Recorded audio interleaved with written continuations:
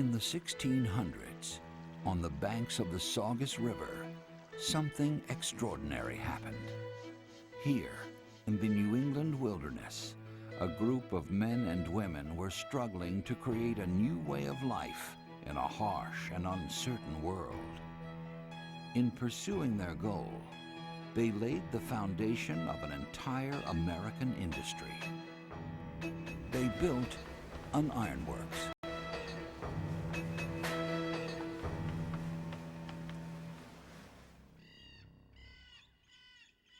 We shall be as a city upon a hill. The eyes of all the world are upon us. Yea, though I walk in dale of day. By the early 1630s, thousands of religious dissenters called Puritans had abandoned England, believing their country to be far too corrupt. For what fellowship hath righteousness with unrighteousness? And what communion hath light with darkness? Unlike many European colonizers who ventured to the New World with dreams of gold and riches, the Puritans came to New England in search of something far greater than wealth. They came to purify their church and build a new, deeply moral society based upon strict Christian beliefs. To realize their dream, they needed a metal more valuable than gold.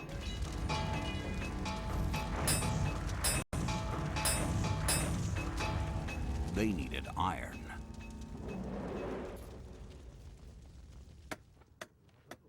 No one knew this better than the governor of the fledgling colony, John Winthrop.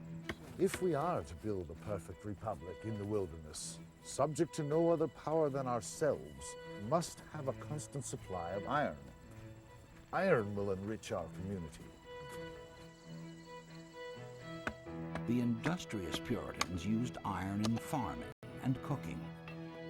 It was traded with Native Americans and with other colonies. It held together their homes, fishing boats, meeting houses, and indeed, their entire economy. But in this remote land, iron goods could only be imported from England, and Governor Winthrop desperately wanted his Commonwealth to be self-sufficient and independent. So John Winthrop and the Puritans set out on a quest to build an ironworks on the edge of the wilderness. Using funds from sympathetic Puritan investors in England, they first built a blast furnace south of Boston, in Braintree. The location, however, was poorly chosen, and as expenses mounted, the impatient investors sent over an engineer, a non-Puritan, named Richard Leader, to try again. For the drop of the land here lets the water fall with great force.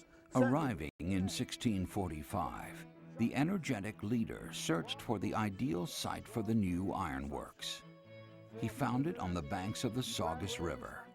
Here, in a place where Native Americans had lived, fished, and hunted for 10,000 years, nature provided everything he needed.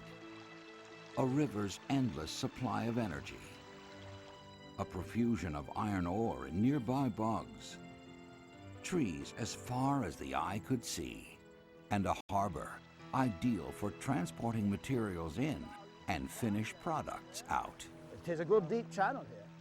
The optimistic Leader was determined to transform the natural environment of the New World into a marvel of European technologies.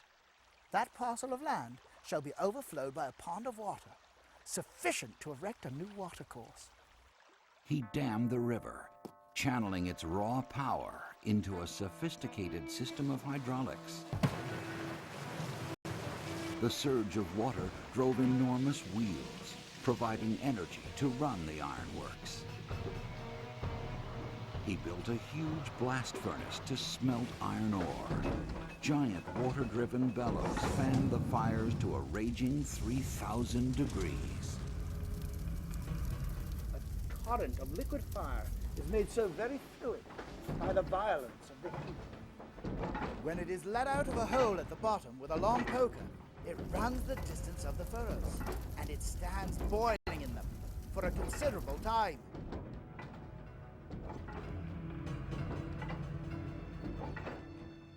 Once the iron cooled, laborers carried it next door to the forge, where skilled workers purified it. Using a 500-pound trip hammer, they transformed the brittle cast iron into malleable wrought iron, ready for the marketplace.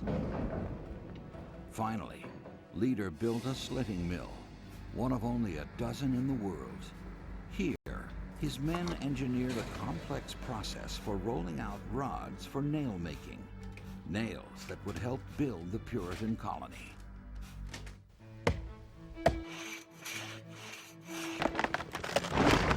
To feed the ironworks' insatiable appetite for fuel, men felled entire forests, processed them into charcoal, and poured it into the blast furnace, along with bog iron ore and the purifying mineral gabbro.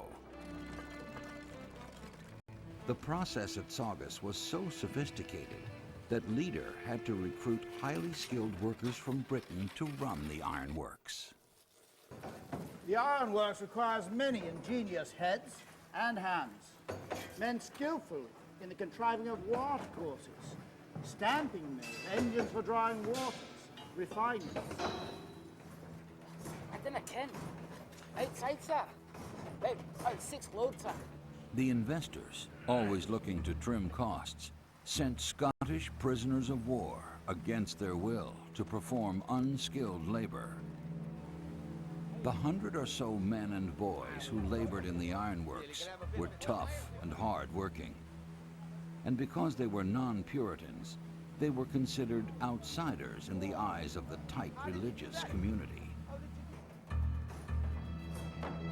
Every day, they risked their lives, working long, grueling shifts in this loud and dirty place. In the blink of an eye, a limb could be burned or crushed. Mind your fingers!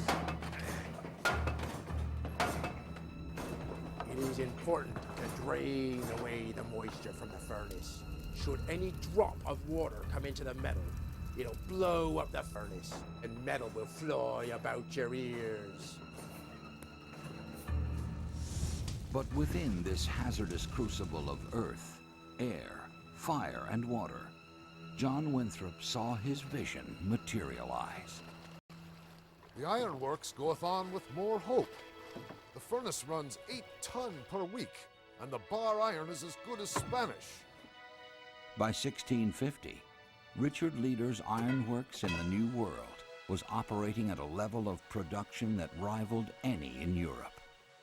Day and night, for months upon end, the Saugus blast furnace roared, generating enough iron to make the growing colony more independent of England. But it was also generating something that the Puritans hadn't bargained for.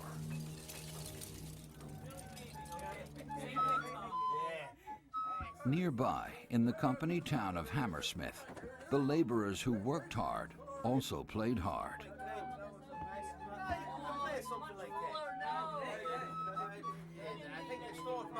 They drank, fought, failed to attend church, and dared to dress like wealthy Puritan gentry.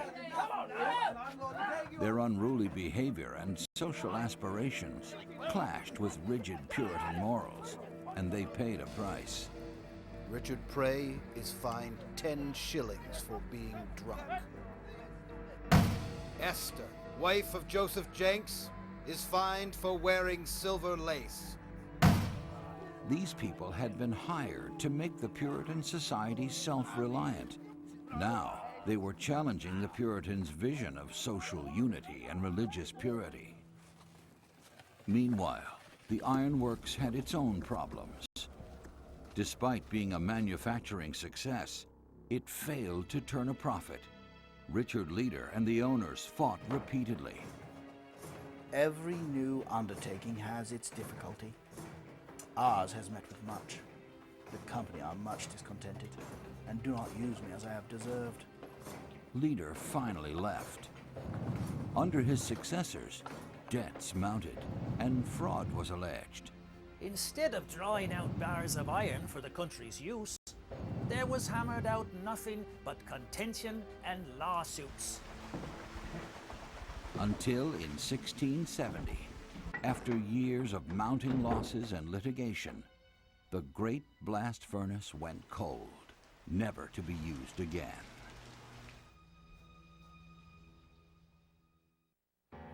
The Saugus Iron Works had survived barely 2 decades. But as the former Saugus workers fanned out across the countryside, they and their descendants opened new ironworks, laying the foundation of the American iron and steel industry. By the Revolutionary War, America was producing 1/7 of the world's iron. And by the 20th century, the industry had become the backbone of the most powerful national economy in the world.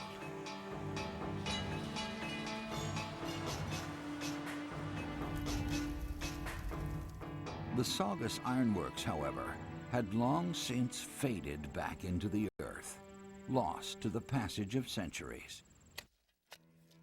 It wasn't until the 1940s that a handful of preservationists began to excavate and piece together fragments of the original buildings. Then, in the 1950s, a replica of the original ironworks was constructed.